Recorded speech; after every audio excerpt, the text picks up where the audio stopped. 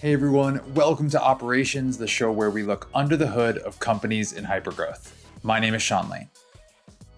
I'm not sure anyone would ever mistake this podcast for a haven of economic expertise, but you don't need to be Adam Smith to recognize that the economic environment has shifted pretty dramatically in the past few weeks. Turn on the news, read a financial advice column, or just click refresh on LinkedIn and you'll be bombarded with stories of layoffs, venture capital investments drying up, and companies tightening their belts. It kind of feels like a big game of musical chairs and the music is coming to a halt and everyone is scrambling to find their seat. So, what does it mean to be a hypergrowth company in the midst of a market shift like this?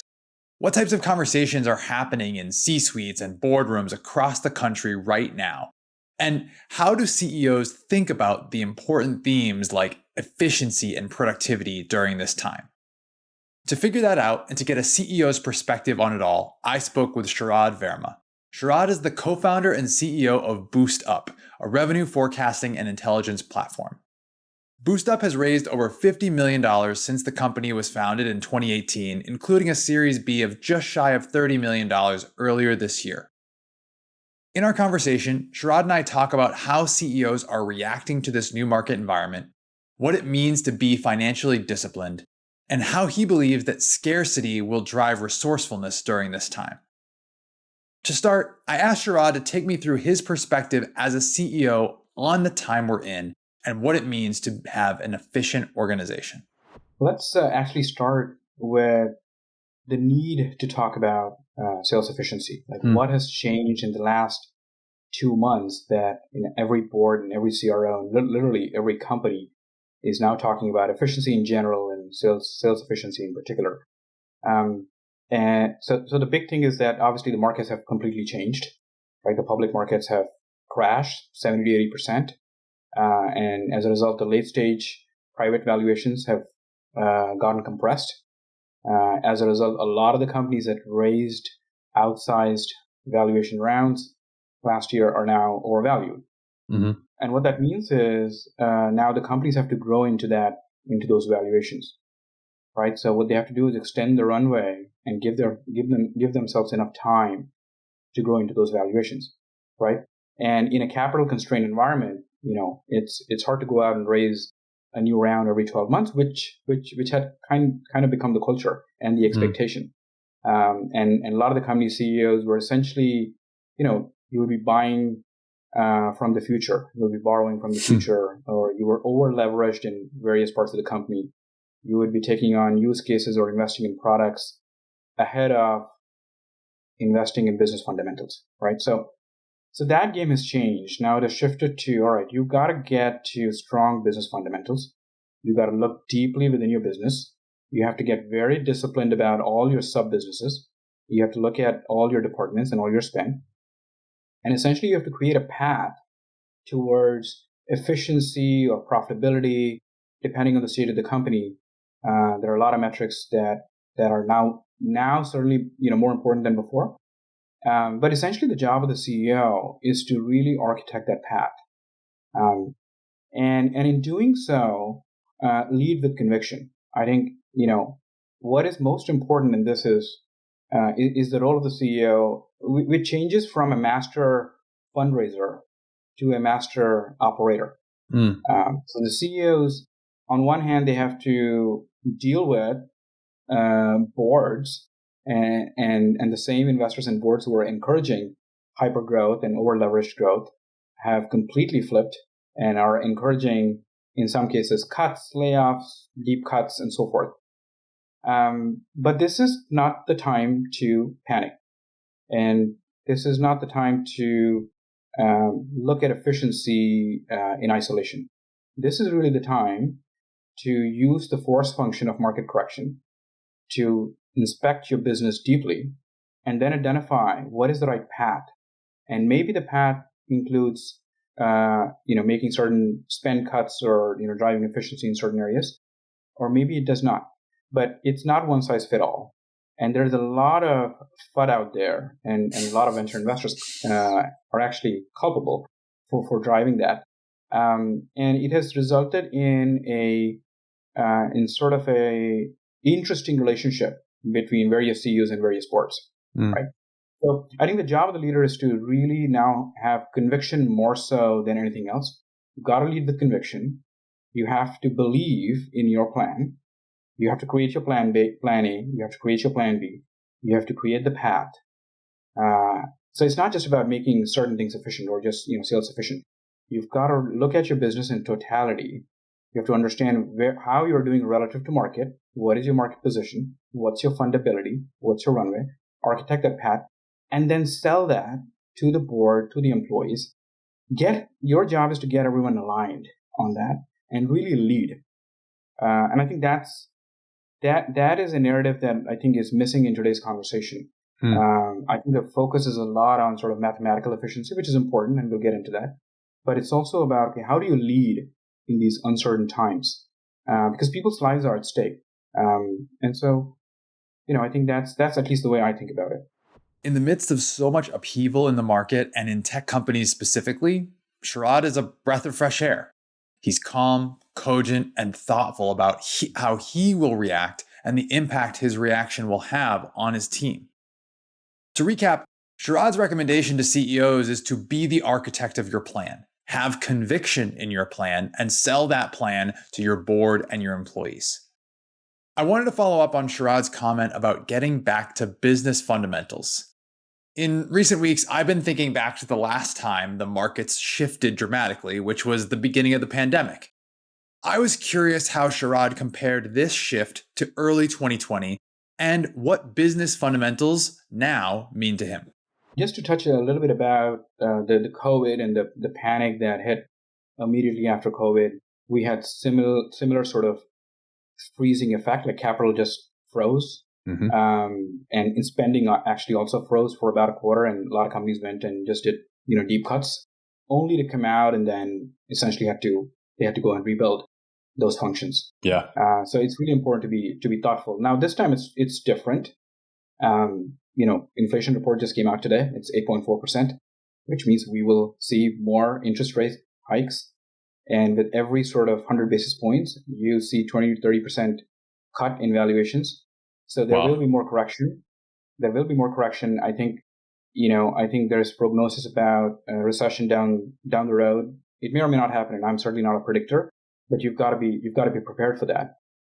So now when you think about, okay, how do you create sound business fundamentals, and where do you even start, and what does that even mean? Well, I think, on the sales and marketing side, it is really about, okay, well, how efficient is your sales and marketing, right? So what's your ratio of sales and marketing to new ARR, right? So for every dollar that you're generating, how much are you spending? And if it's better than one, then, you're good. If it's less than one, you got to think about your sales and marketing efficiency.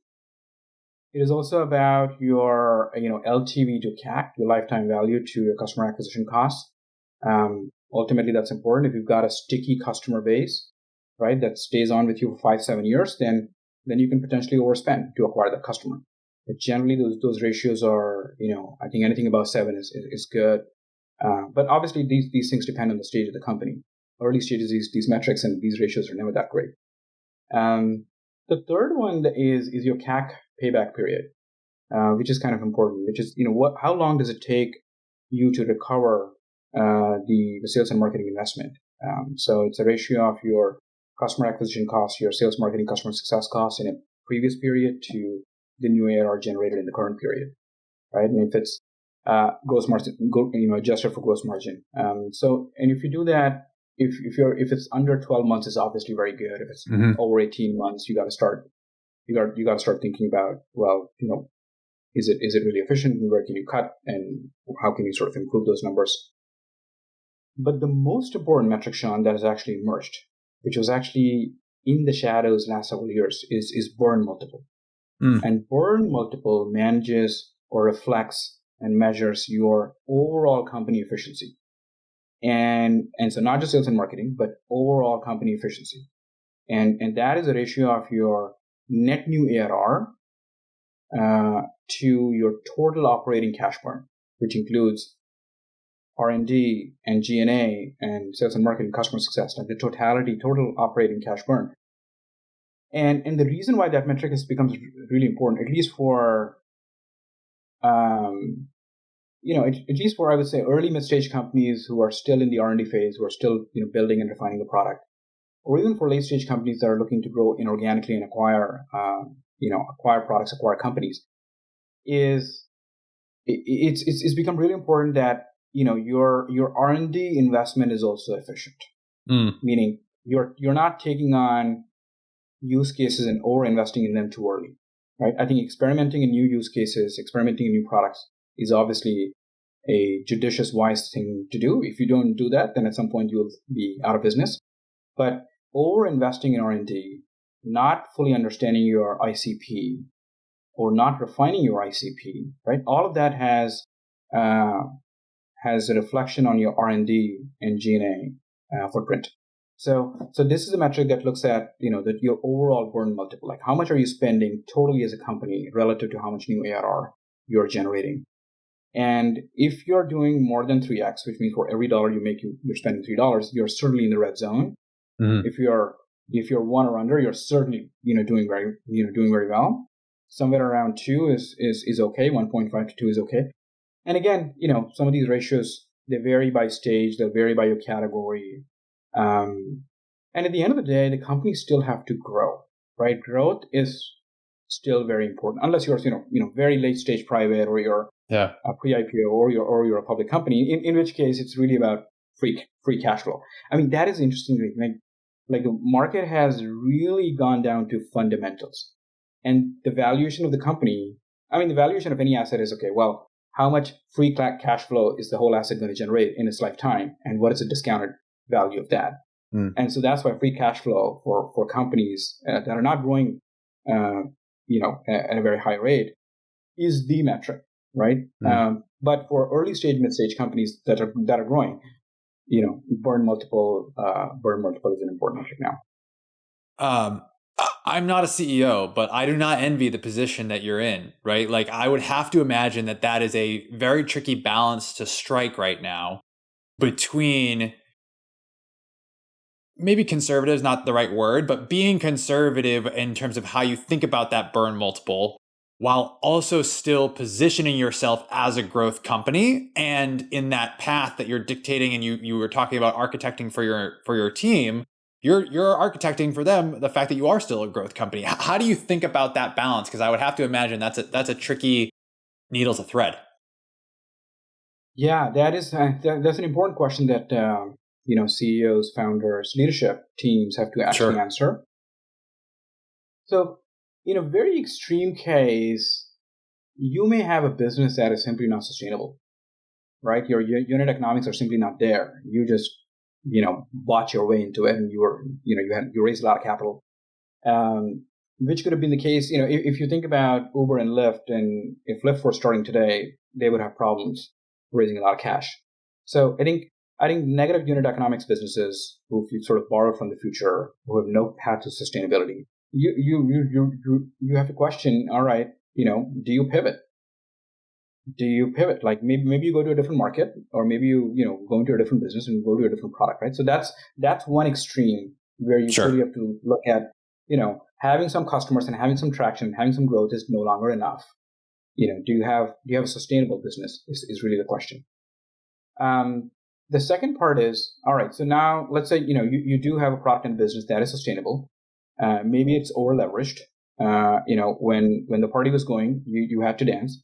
Because if you didn't, well, then you would not have been able to raise your next round, or you would not have been able to raise your round at the comps that your future employees would have preferred, right? So, founders and CEOs did have to play to that dance. Now the question is, okay, well, where do you invest, and where do you cut, right? So you have to get very focused. And I think where you need to start is the following. You can't go from 1 to 0, right? You're over leveraged. You've built a large team. You've got, let's say, multiple product lines. All right. You can't go from that to 0. Maybe in certain cases you do, right? You just cut a product line or two. You cut, parts of the businesses. Okay. You cut a region. So there's some areas which are clearly underperforming, you can do cold turkey. For the rest, you have to create continuity, right? And if you're very cold turkey, if you come under the pressure from the board and you go and just massively lay off people without sort of, fully thinking through the implications, well, then you're going to have a lot of problems, right? You're going to have a morale problem. Your best people are going to leave. The market is going to catch wind that you're not really investing. Your customers will get, fidgety. Your new prospects will ask you those questions. So you've got to be very sort of thoughtful about how you create that transition, right? And in creating that transition is the whole magic, right? So you have to take a look at, there are certain things, as I said, you can take a big, broad brush if they're clearly underperforming. There are other areas that you have to then institute financial discipline, right? So the goal is you have to teach every member of the organization, or at least every functional leader, how to be a lightweight CFO, right? How to actually manage your own P&L, how to be your own mini CEO or CFO in some sense, right? So you have, if you've got a GM of a product line, or if you have product managers, they have to think about, well, what is the ROI of the product? What is the CAC of the product? What is the CAC payback of the product? What is the TAM for that product? At what rate can we acquire the market, right? So you have to go, department by department. Marketing, well, what is the efficiency of the dollar that we're investing in marketing? What are all the programs we're running? Really, what is the ROI of every program we're running? Usually you don't have, when you're in capital surplus environment, you do not have that discipline, right? A lot of the decisions are made in terms of, gut, and it's a good thing to do. And, a lot of companies, at your stage do it. So those kind of arguments, they dominate the meeting rooms or Zoom rooms in this case. Yep. And so a lot of suboptimal, financial decisions or investment decisions are made. So you really have to go item by item, whether it's marketing, sales, customer success, spend, headcount, and mostly also strategy. I think what is under indexed on is, look, scarcity actually drives resourcefulness. For sure. And that concept is well known for, let's say, the lean startup movement in early stage. But that philosophy is true for any stage of the company, right? When you have scarcity is when you're actually forced to think, and you're forced to think, what really matters, what is really material versus what's not. If you listen closely, you can literally hear me furiously taking notes during my conversation with Sharad. According to him, we all have to learn to be our own mini CEOs. He rattled off a bunch of important financial metrics, but I think burn multiple is the one most worth revisiting. In case you missed it, burn multiple reflects your overall company efficiency. To calculate it, you want to measure the ratio of your net new ARR to your total company cash burn. And while the benchmark you're targeting might vary based on your company's maturity, Sharad's broader point is about instituting the financial discipline to measure metrics like burn multiple, regardless of your stage. He's not all doom and gloom, though. Sharad smartly points out that scarcity drives resourcefulness. Backed into a corner, people are going to make sure that every dollar of spend, every marketing program is actually going to have an impact. To me, that same thinking can be extended to the people on our teams. The efficacy or the level of productivity of our team members is also going to be further scrutinized during times like these. There's a saying that once you hit 500 people in your company, 80-90% of your problems are people problems, right? So people get in the way of people. Organizational structures are built around large set of people. When you have larger set of people, you have to have process structure, pods, and so forth. And it's all worth it if the market demands it, and if you have a large market and you're a growth company, efficiency certainly slows down with more people, but your overall magnitude of success actually goes up. But make no mistake, when companies start, you hire missionaries, right? You hire company builders, people who are invested in the company. Yeah. And then over time you hire professionals and you hire mercenaries. And if you think about, what is their purpose and how they're measured in the market, they're measured by the size of the team that they actually built, size of the team that they actually managed. That is the single most common external metric that you can run on a person, on a leader, right? So what do these leaders do? They bloat up the team. And then a lot of these bridge roles are created, and those bridge roles can be great. Like, they're a great glue. They can pull disparate parts of the organization together and elevate productivity, or they can slow things down, right? So it's I believe that small groups of people who are unhindered by bureaucracy and a lot of glue roles and organizational hierarchy, right? When they work laterally, right? When individuals can go and communicate laterally, across various groups versus having to go up and then down, right? Those are the groups that are most efficient. And so this sort of scarcity can drive those sort of decisions where you can break down some of the barriers, right? You can certainly let go of those political animals and really create a more cohesive culture. Quick timeout. Sharad used a term that I hadn't heard before, Bridgital. So I looked it up. The term comes from a book called Bridgital Nation. Using the country of India as an example, the book challenges the idea that you can overcome capacity constraints simply by throwing more capacity at the problem. Instead, the book offers an alternative where technology serves as a bridge to best leverage human capital, hence the term Bridgital.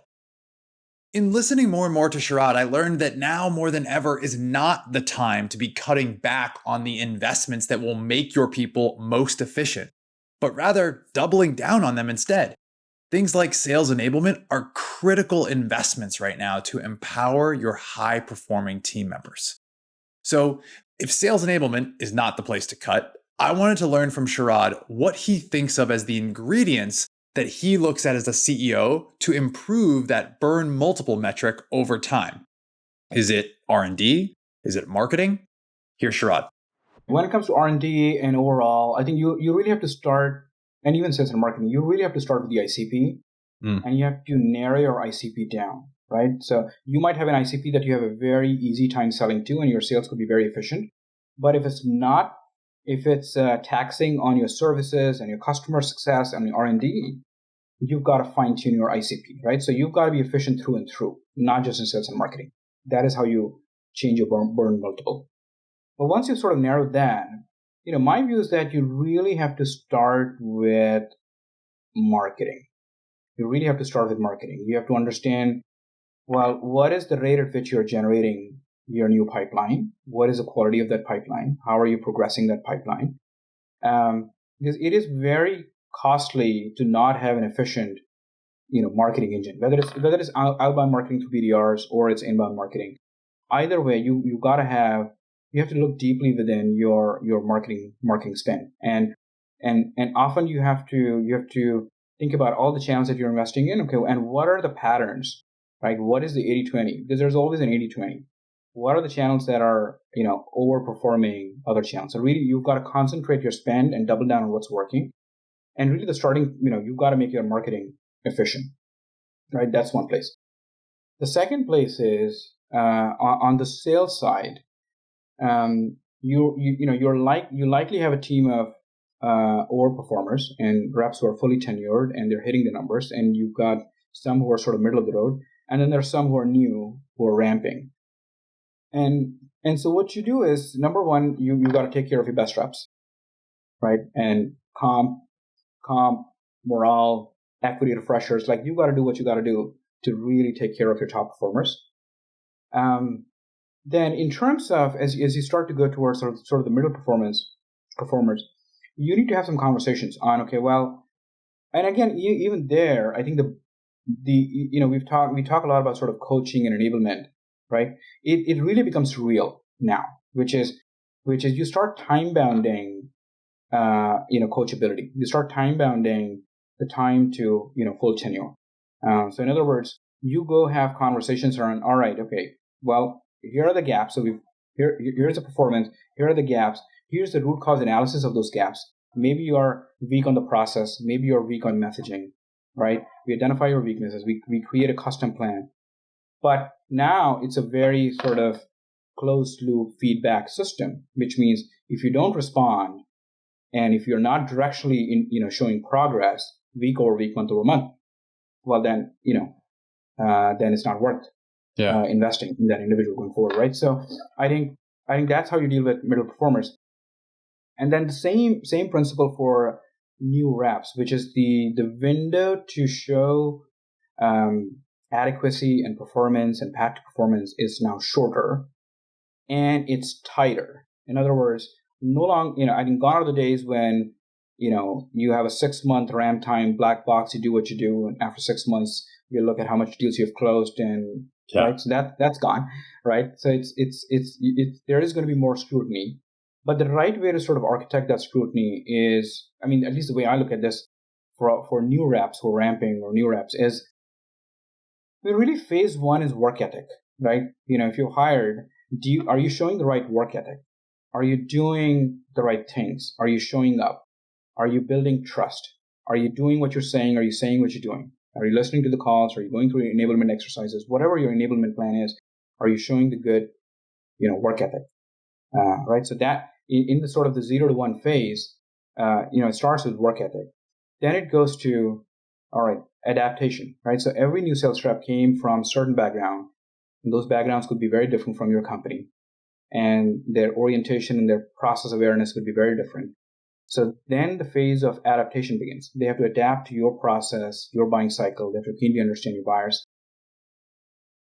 Third phase is coachability, which is either they naturally adopt or they are coachable, right? So this is the phase where the reps are starting to get feedback, and either they're coachable or they're not, right? It becomes very, very evident within a few weeks.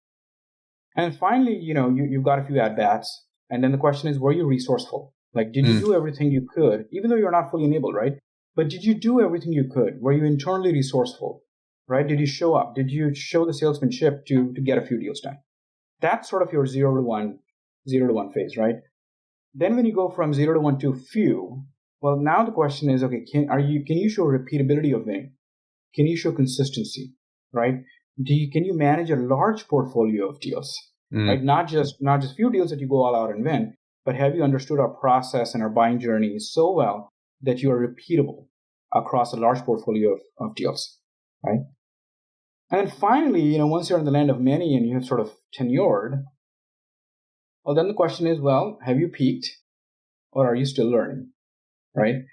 Right. Are you still capable of being humble and look at your losses, right, and really learn from them? And have you gone from being just an individual contributor to a team collaborator? Because at this point, you should be training. You should not be a lone wolf anymore, right? You've graduated to teaching. You have to graduate to teaching. And finally, are you still engaged with the company, or are you bored? Are you engaged or disengaged? Is it time for you to move on? So anyway, those are the three phases. That's the way I look at it: 0 to 1, 1 to few, few to many. I think Sharad has offered a really helpful framework here for the development or ramp of any new sales rep in your organization. If you're laser focused on rep productivity, this is the progression you're going to want to see. He starts with work ethic, looks for adaptation, coachability, wants to know if you're resourceful, can you perform, and then is your performance repeatable, and ultimately do you stay engaged with the company? That to me is a pretty complete scorecard for the skills and the traits that you want to see out of a rep. But we know we need more than just traits. We need metrics to guide us as well.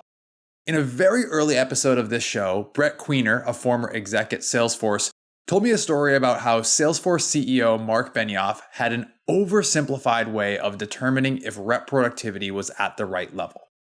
If it was, great, you got to keep hiring. If it wasn't, you had to stop and figure out what was wrong. That was episode 3, by the way. I asked Sharad what metrics he uses today in this environment to make that same call.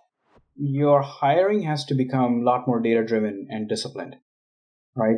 You can't just do a spreadsheet TAM analysis and build quota capacity. I think those days are gone. You won't get those headcounts approved by your CFO. And if you do, you're going to have problems anyway. So I think, discipline and being data-driven is very important. The metrics that, at least, the way we look at it is pipe coverage, right? So what is the pipe coverage per rep? So you've got to look at every rep. What is the pipe coverage for every rep? Both early stage pipe and late stage pipe, and at least the coverage we look for is 4x coverage on the early stage and 2x coverage on the late stage. So pipe coverage is really important. When you do have a lot of good pipe, well, you will hit your numbers, assuming that your enablement and your sales process is down. So pipeline really is the key. You don't need a very large army of sales reps if you've got a good pipeline, right? So really the idea is to focus on the pipeline, ensure that every rep you have on staff has very good coverage. And then the second thing is participation, which is are 70% of your reps hitting 70% of the quota, right? Or whatever that number is, 80% of the reps hitting 80% of the quota. But what you don't want is a very barbell-like distribution where very, very few reps are hitting the quota, right? Because then the question becomes, if you go to the CEO, if 8 out of 10 reps are doing like 30, 50% of the quota, well, why aren't we doing anything to enable them first before adding on more headcount, right? So the over-leverage investment doesn't sort of work anymore. So you have to invest in enablement of that. So quota participation becomes really important, and your ideal rep profile becomes really important, right? Because again, back when the markets were crazy, you hired who you could hire. It was a candidate's market, right? So on one hand, you had the pressure to grow and show quota capacity to your existing and new board. On the other hand, it was candidates market, so you skipped a few steps, or you probably didn't define your ideal rep profile very well, and you ended up with some fat. Mm-hmm. So now you have to look at those 8 out of 10 reps who are under quota and see if it merits replacing them or merits enabling them. So I think the idea is to be very, very data driven, and then finally, if you're fortunate enough, once you have great pipeline, get great pipeline coverage, then the next level of efficiency is obviously your sales cycle and win rate, which is on a per rep basis. What is the average contract value? What is your sales cycle? What is your win rate? And more importantly, is that improving over time or declining over time, right? Because again, I think you can do a lot. I mean, these are all the levers, right? You could add headcount, or you can improve win rate, right? Or you can shorten your sales cycle and accelerate revenue. So these are all the levers that you have. So it's not just always about sort of headcount optimization, but it's really investment in tools, enablement, and leadership and coaching to actually improve win rates, to shorten your sales cycle, to improve your, to get higher contract values. And you'll still get, because revenue is revenue, plan is plan. The goal is to get to the revenue. Before we go, at the end of each show, we're going to ask each guest the same lightning round of questions. Ready? Here we go. Best book you've read in the last 6 months? I recently read Amp It Up by Frank Slootman. I love that book. It's on my list. I haven't started yet. I can say a little bit about Frank Slootman and that book. It really shows how you can change the game with just energy and intensity and focus. Right? It's just that's what Frank Slootman is. He goes into meetings, he reviews plans and he says, there's only one thing you can do, not three. There's only one thing you could do. What would you do? Right? That's one. And second is just like energy. I think when people have energy, great things can be done. Right? So that's energy, intensity, asking hard questions, hiring drivers versus passengers. So love that book, learned a lot from Frank. All right, I'll have to check that one out. All right, normally I ask next your favorite part about working in ops. So I'll ask you what your favorite part about working with ops is. Well, I think what would a revenue organization be without ops, right? If you think about the role of ops is scaling, right? You can't scale a large group of sales team without an ops function that is codifying behavior, codifying culture, codifying systems, codifying data, codifying process. So, I mean... Ringing endorsement. I love it. My personal view is that there will continue to be industries where enterprise selling is key, and you need CROs who truly understand enterprise selling, and a small percentage of your sellers will make the number. And that type of leadership is very right brain, very qualitative. But for vast majority, your you are going to approach a very, not mathematical, but like operationally rigorous way. And I think revenue operations is not only strategic, at some point, revenue operations is going to be the CRO. Love that. Flip side, least favorite part about working with ops? Ops is not an easy function to sell to or work with. They're constantly in the world of change. Change is the only constant. New CRO, new product line, new forecasting process, new CRM. So they live in in a world of change. But we have a lot of empathy for the world of RevOps. It makes our life harder, but our goal is they're our customers, so we take it in our stride, and we try to bake those uncertainties and changes and volatility into our process, communication, and product, so we can take the market, right? So to us, those problems are actually, in some sense, while short-term painful, are a long-term opportunity. And for you have such a unique perspective, like getting to know that persona and cracking what makes that change palatable or what is the catalyst for that change. Like that's your whole job, right? Like that's the problem that BoostUp solves. So I think that's super interesting. All right. Someone who impacted you getting to the job you have today. Well, I think I don't have one single person, but I feel like my entire life, in some sense, has been in preparation to be the leader of a company which can revolutionize the market with data and user experience and humanized insights. I feel like I've had a very checkered experience. I worked in B2C companies up until 8 years ago. My foray into SaaS was just 8 years ago, and this is my second company in SaaS. I had very little, parental schooling when I was growing up. Like I was the youngest of the four, and my parents left me to my own devices. So I have acquired these experiences. I've been very unstructured in my life. I have meandered my way, and I feel like all those experiences have actually made me who I am, and they've actually helped me to find a lot of my faculties. And so what I love about my job is it allows me to express myself fully, right? Because I'm good at many, many things. I'm not great at one thing, but I'm good at many things. And it allows me to sort of express my faculty and build something that is meaningful.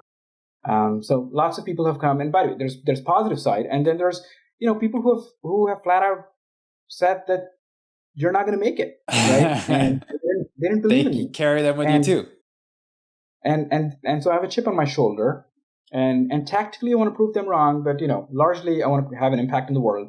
But I'm human, right? And there's a little part of you that sort of gnaws at you, which is, okay, you know what? Those individuals said what they said, and it stays with you. So and that's a little bit of driving force. I love that. A little bit of both there. All right, last one for you. One piece of advice for people who want to have your job someday. Yeah.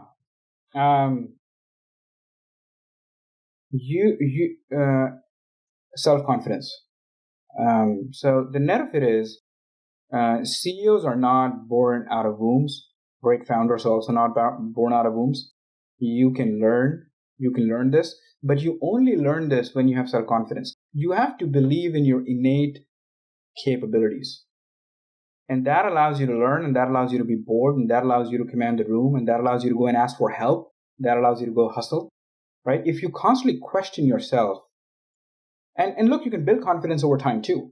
But if you constantly question yourself and you're not sure and you haven't worked on your insecurities, then you'll just dream about it, but you will never be in the arena. You've got to step into the arena, and you have to be comfortable with failure, and treat failure as a step in the way, and learn. And I think the fundamental ingredient is that you have to have unshakable belief in who you are, regardless of which school you went to and what background you had and what you did and who said what.